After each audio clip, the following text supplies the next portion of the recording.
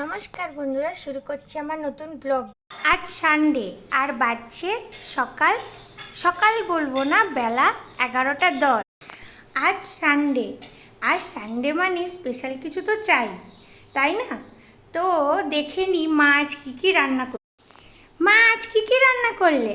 আজকে ডাল, মুসুরির ডাল আম দিয়ে, আর শাক ভাজা, লাল শাক ভাজা, লাল শাকের সঙ্গে কলমি শাক মিশিয়েছি একটা, আর ভেন্ডি আলু ভাতে, আর মাটন হবে।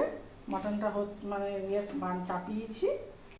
তো সানডে মানেই কিছু না কিছু তো স্পেশাল চাই। তো আজ ঘরেতে হচ্ছে মাটন, জাস্ট জমে যাবে। আর মায়ের হাতে মাটন জাস্ট ফাটাফাটি। দেখুন, মাংসটা পুরো কষা হয়ে গিয়েছে, এবার এটাতে জল ঢালা হবে। তো দেখে নিই মা কীভাবে মাংসটা বানালো। কীভাবে বানালে তুমি?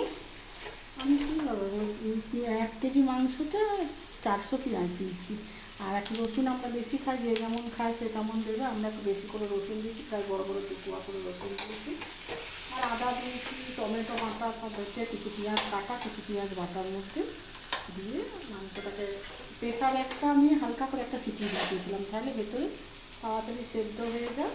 কড়াইয়ে করতে গেলে প্রেসারে কেউ খেতে চায় না, যেন দিয়ে তারপরে কষে গরম জল ঢেলে দেবো।